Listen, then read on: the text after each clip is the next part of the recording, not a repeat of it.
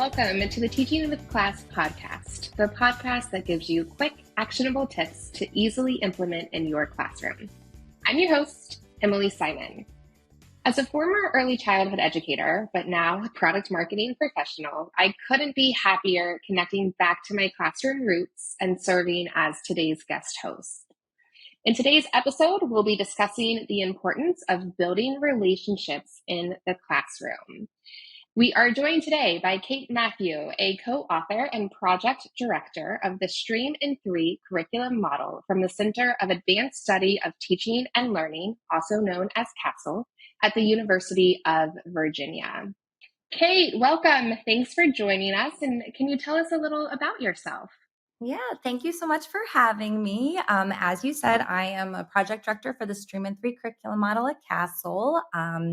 Stream in 3 is a comprehensive birth to preschool model that naturally weaves together social, emotional, and academic learning and professional development. And we're currently partnering with the Virginia Department of Education to make it available to any publicly funded classrooms across Virginia.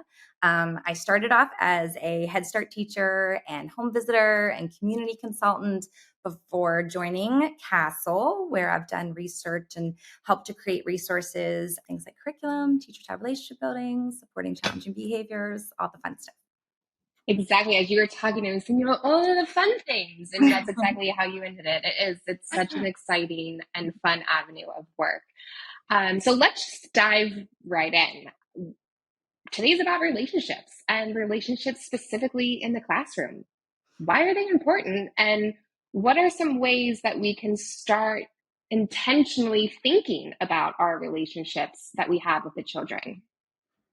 Great. So I think, as adults, we all know how much relationships matter to us, right? Like they're what let us thrive. They make us feel safe and connected and able to be ourselves and take risks and all of those things. And it's no different in the classroom. So, relationships, they don't just make us feel warm and fuzzy, though of course they do. They really can be a gatekeeper of opportunities for children. So responsive, sensitive relationships between educators and children allow for those children to learn and grow across all areas of development.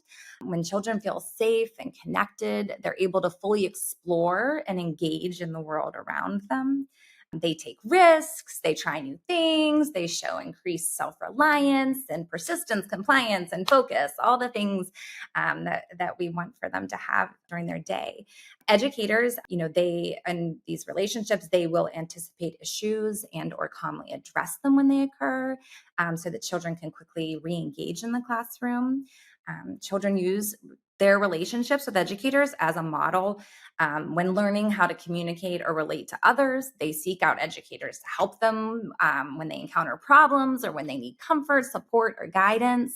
And on the other hand, when relationships between educators and children are filled with tension or conflict or even just indifference, children often miss out on the social, emotional, and the academic learning opportunities. So children with negative or indifferent relationships with their teachers are more likely to be excluded from learning activities. They're more frequently punished than their peers. They're called on less often, and some educators may avoid interacting closely with them altogether. And just to be clear, though, like as a former educator and as a full support in everything that they're doing, all of this is likely unintentional. No teacher is actively trying to exclude a child or not have a relationship. But when those relationships aren't present or they're not nurtured, then sometimes those things can unintentionally happen.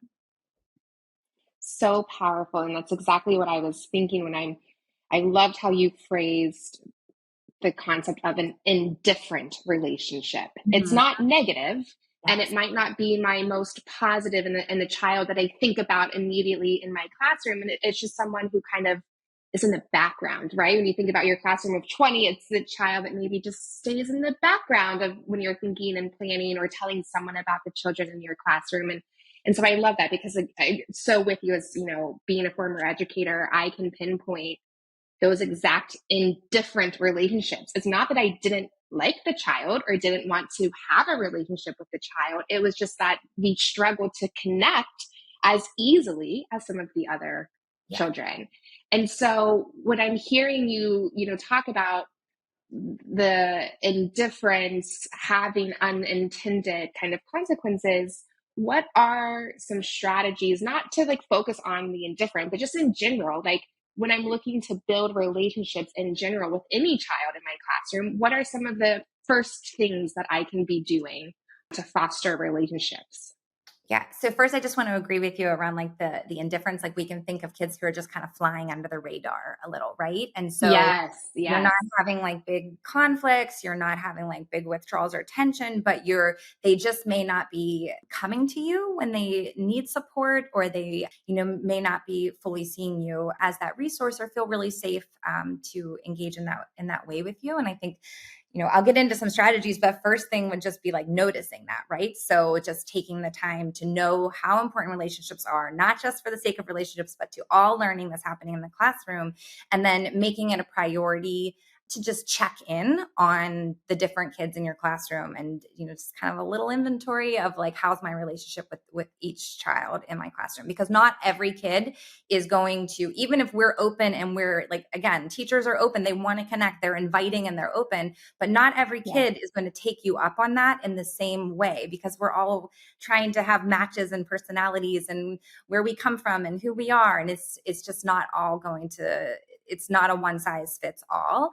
And so even though we're trying and we're open and we are receptive to relationships, some kid may need something different and may need something more. And so again, I know teachers are doing this already. I think it's around like bringing the intentionality to stop and pause and make sure that each kid is getting what they need from you. And that's going to be different in your relationship. Just like your relationships are different with the adults in your life, right? You don't expect the same reactions from all of your relationships. Okay, so now I I'll love answer. that. So getting into some strategies, I think first of all, a high quality educator teacher child relationship is established through repeated moment to moment interactions that convey sensitivity, respect, and warmth. And they require the active engagement of both the educator and the child. They don't happen overnight. So let's think about 3 simple strategies for building relationships with all the children in your classroom. All right. So, first thing we can think about is helping children see you as a resource. So, that's a helper or a partner in problem solving. And one way to do this is through showing empathy and acceptance of feelings. So, words like, I see you're feeling frustrated that doll won't stay on top of the block. Sometimes we're all as adults or in or out of the classroom sometimes can be tempted to tell children to stop feeling negative emotions. But like, how would you feel if your friend said, oh, don't be sad, it's fine, don't cry, honey, after you called to tell them about your really tough day. So no matter how small or silly a reason a child is upset may seem to us, the realness of the emotion is the same for the child, and we need to show acceptance and acknowledge that emotion. Another way to be a resource is to offer assistance. And here's the tricky part: without forcing your own solutions. So that one's hard for me, particularly at home sometimes. So it's offers such as like, I'm happy to help you if that's okay. Or can we figure out how to make it stay together and work through the problem together, rather than words like, it's okay, just put this block this way. Or if you can't play together, just take turns. He goes first, then you. And to be clear, that doesn't mean you can't ever step in and give solutions, to help children, especially if a child is having a very difficult time. They may need your help in that way, in that moment. Or if it's, more in alignment to the way that your classroom or their culture, is for adults to lead, sometimes that's okay. But we always want to find the right level and involve them as much as we can. All right. So first was be a resource. Next up, I'd say, is to promote autonomy. So autonomy means that children are active agents in their own learning. So when you promote autonomy, you're showing genuine interest in the children's ideas, interests, and activities.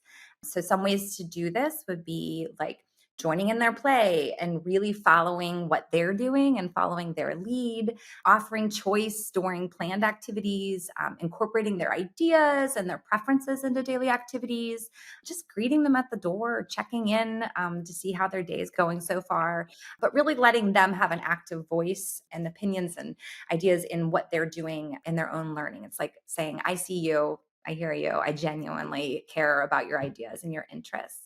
And a third strategy is to engage in social conversations. So that one might seem a little silly, right? So maybe just a little bit at first, but engaging in meaningful social conversations with children helps build their confidence and their trust in your relationship. When you encourage children to share their own ideas and interests, it lets them know that you value their thoughts, their ideas, and their experiences, and that you like truly enjoy spending time with them. We all know what it feels like when someone is spending time with us, and we are picking up on that vibe that they're truly enjoying spending that time with us. And they also love when you share a little bit about yourself. I mean, that doesn't mean like, oh, I'm having this big fight with my, with my partner, but more just things around your life or, your pets or your, what your garden, what you did that weekend. When you share something personal about yourself, it helps them feel close and connected, which makes them feel safe and loved. And I think a distinction in the social conversation is like, you're not teaching something. You're going to have to do that all day, but it's like taking the time to sit down while they're eating meals or having a snack, or you're walking out to the playground and just chatting and just spending time together in a way that's like, I see you and I care and I want to feel connected to you. That last strategy of engaging in social conversations really resonates with me. And it takes me back to a specific moment in my teaching career where I had an epiphany, where I didn't know that that was a strategy to be used in building relationships, but I happened upon it, if you will. So there was a little girl in my classroom. We didn't have a negative relationship. We didn't have a positive relationship. It was one of those indifferent relationships, I think is the great way to describe it. And she organically started eating her snack where I would sit during snack time. And and I let her, right? I let her have that autonomy and that choice to sit there. And organically, we just would begin talking. I would be like, tell me about your weekend. And she would tell me about her weekend, and I would ask questions. And I'm telling you, I think that was the pivotal moment of our relationship changing. And so it really speaks, I think, to the power of these seem so simple, right? These seem like, oh, of course I should be doing that. But I think when going back to one of your earlier points of making it a priority and just thinking more intentionally about that, that can have the power to really unlock those relationships. Yeah, it gives me goosebumps thinking, about that. In the classroom, we talked about birthday parties. I happened to have a classroom of kids who celebrated their birthdays, and they were just so into it. And we would just talk all during lunch. That's what we're talking about. But they knew I cared to, hear what they were saying and, outside of it. And I think there's so much pressure to teach. And there is, like, you're a teacher, you have to find every teachable moment, and you have to, and there are ways. I love teaching math during meals and teaching, science and reading and all those things, fully supportive. But it's also just giving yourself the grace to carve out space that just pure relationship building is also really, really important for its own sake, but it also will help with those other academic skills. And I just think there's a lot of pressure to do those, and teachers want to connect, they want to be with kids, they want to do that. I think sometimes it's just a nice reminder that it's okay to really prioritize that and just sit down and chat about whatever. That is so powerful. As you were talking, I was thinking about that's the joy of teaching, right? Like, we know that educators go into teaching because they love children. They love connecting with children. And it's that pressure of having every teachable moment that takes away that joy at times. And so I think reframing that I'm building a relationship so that I can teach, so that the child can experience the development and growth that is expected, might help shift where our priorities lie. Yeah. And like, you want to make sure that you're carving out space and like thinking and prioritizing about relationships, but it's also like weaving them into the academic learning as well, right? So like promoting autonomy can be just making sure that there are choice in your activities. Like, your goal or your objective might be around math, but there are places to build in choice for like kids to add in which one they want to count, or, which pattern they want to make, or which animal, you can have a social conversation a little bit around the thing you're counting, so it's about like carving out space, but then also just weaving it into the other things that are happening in your classroom too. So powerful. And so, Kate, I'm just thinking about, again, going back to my own time in the classroom, and I'm thinking about, okay, if I did these three things, but there's still that one child that I'm not connecting with, and I'm struggling to form that relationship, and we're seeing the effects of that start to happen. What do I do? Like, what do I do when that doesn't come easy and the things that I'm trying aren't working? What's left? Right. So, I mean, I think it's very important to something that we kind of touched on a little bit earlier is that every child is going to be coming in to your classroom with a different set of experiences and backgrounds, and that it's, number one priority for any of these strategies is to really get to know your kids and what they need from you and meet them where they are and match where they are.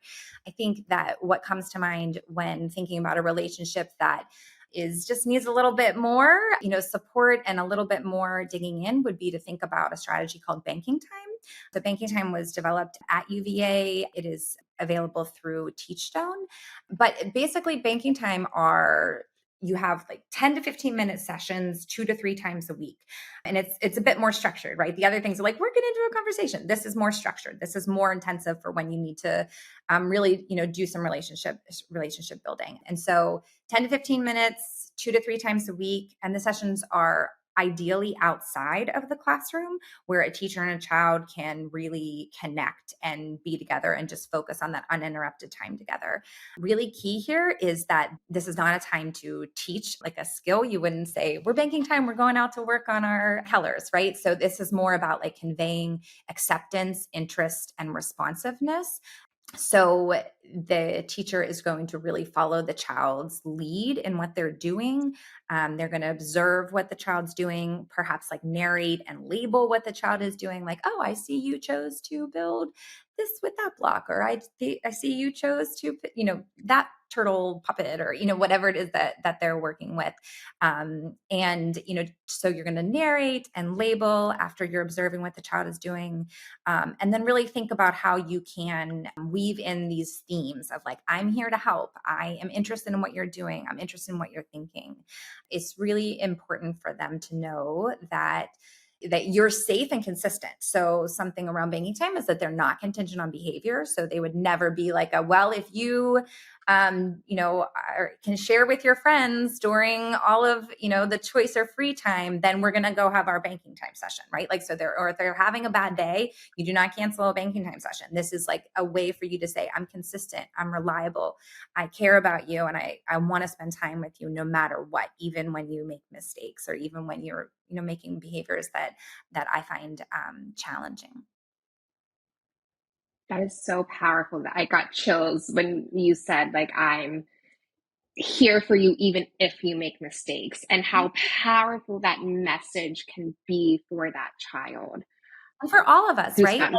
It's Yeah, all in my, we all want to know that we're all gonna do things sometimes that others are not going to be really excited about us doing, and just to know that like the people in your life are still there. That's your strongest relationship. So we have to be that rock for the kid. I'm here no matter what. really powerful. And so, Kate, as I think about and kind of digest everything that we've talked about, I'm coming to this kind of realization, if you will, that relationships can be the secret power in a classroom, right? It Mhm. can be the secret power to unlocking learning, to unlocking joy, to unlocking connection. And so, as we look to wrap up today's conversation, if our listeners are also being like, yes, relationship is my secret power, Mhm. what is the thing that you want them to remember or to take away as they look to unlock this superpower in their classroom?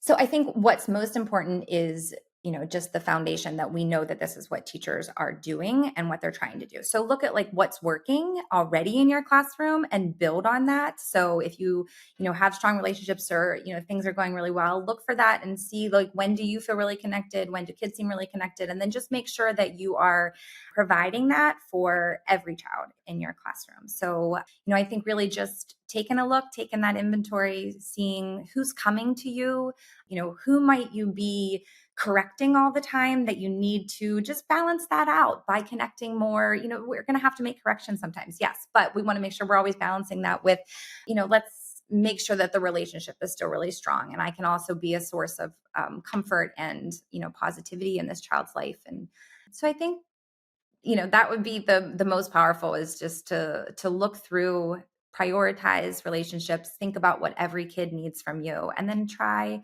to meet them where they are. Kate, thank you so much for joining us today, sharing your expertise, your advice, and your powerful stories. Where can our listeners learn more? Great. So to find out more around the Stream in 3 curriculum and what we're doing to support educators in Virginia, that's streamin3.org. And then a resource that I'm really excited to share about is the ECE Resource Hub, and that's at eceresourcehub.org. And what that is a collection of professional development resources across a whole host of skills, but there's a big old section in there around relationship building for children.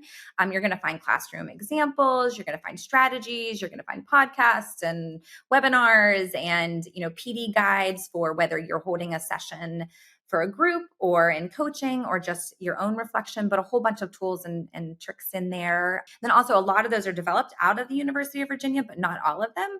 Really, our team looks to find great, high quality vetted resources that exist out there and just kind of serve as a way to point an arrow to get folks to them. Amazing. Well, thanks again, Kate, for sharing that wealth of information and resources with us. We'll be sure to link those resources in today's episode's show notes. You can find today's episode transcript as well as other episodes full of practical tips and tricks on our website, teachstone.com/podcast. Thank you, architects of the mind, for sharing your love and wisdom with the children of the world and for being here to add to your box of wonders.